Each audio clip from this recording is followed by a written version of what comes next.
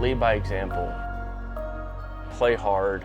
Definitely how my dad taught us the game. There was no excuse growing up for throwing helmets and not running hard. It was always let your play on the field, do the talking. And those things really resonated with me. And my dad always said, it's like, it's not what you do, it's what you do after. Genuinely buying into that allows you to play 140 to 162 games and not let one game snowball into the next, or not let one play roll over into your at bat. Because in this game, if you do that, it can snowball on you quick. And I think from a young age, I was able to turn the page. It really just stuck with me my entire career, and still to this day, like, it's not what you do, it's what you do after.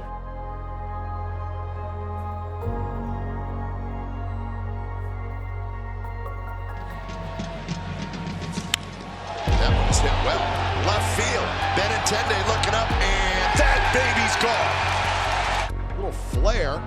Pinder coming in, he dives, and he made a spectacular catch.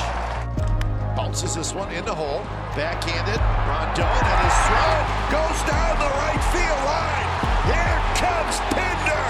Pinder will score the ace, sweep the White Sox. And a base hit. Altuve to third. Pettis is going to wave him home. The throw by Pinder on a bounce to the plate. Waiting to make the tag is Fegley. And out at home plate is Altuve. Definitely some of the best years of my baseball career. I look back actually like towards the September of 2017 when we had a winning record in September, and then we roll over into 2018 and ended up winning 97 games. Unfortunately lost the play-in game. We went up against a tough Yankees team. The next year again, won 97 games, lost again at home. 2020, that was kind of the year that was like, all right, everything's coming together as a team, and COVID hits, and we got a shortened season in. We won the division, and then we ended up playing the White Sox in the postseason. Went in to play the Astros, and they took it to us. That team just had so much experience in the postseason, and it showed versus us where we just didn't have it. They knew how to win in the postseason.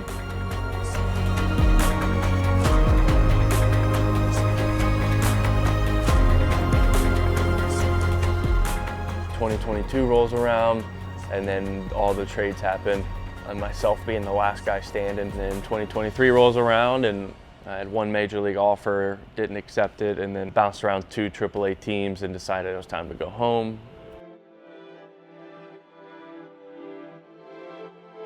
Spent 2 years at home, and ultimately, after taking that time away, I knew I'm meant to be on the baseball field in some capacity. I was able to get in contact with the White Sox, knowing like I live in Charlotte. There's a lot of teams around here. Like, if I'm gonna get back into baseball, let me do it close to home with my family. I sat down with Paul Janisch, talking about the game and talking about what it looks like on the other side, like player development and coaching and what that actually looks like. So they invited me to go to Instructs for a week in Arizona with the White Sox. About a month or two later, they called. This position was open, and my wife and I had talked about it for that month, and I was like, if they offer anything in Kannapolis, like, I think I really want to try it. She was fully supportive, and here we are now, like, about to wrap up our first season, and I could not have asked for more. I've always just loved being around, the guys who were just drafted, and the young Latin players, the infectiousness, how much they love the game, the innocence. There's so much joy in the game. They're at the beginning of their journey. There's so much ahead of them. When I got to the major leagues, it gets real serious really quick. What if I can be a guy that helps them avoid some of the speed bumps that I inevitably went through? What if I can help some of those kids avoid some of those pitfalls, some of those like mindsets that drag you out before August can take you out, right?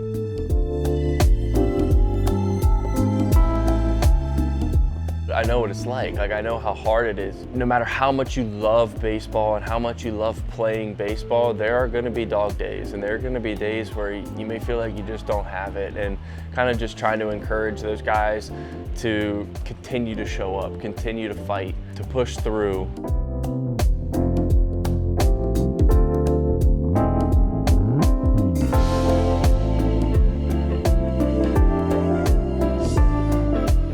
there's a pride to it. I'm proud of those guys. I'm proud of our staff. We've had a ton of pitchers move up, and Doris does an excellent job. The work that Charlie puts in, the hours that he puts in the cage, just how much he cares and how much he is willing to sacrifice his time for the guys. The hand that Darius and I have had in the defensive side and even some of the hitting, but to see all the work that our whole staff has done and see some of that start to translate into the players, and when they move up and they go to high A, and talk to Pat, and he's holding his own, he's doing great, Bonnemer last night, first game in high A, a double, a triple, and 2 walks. It's really special.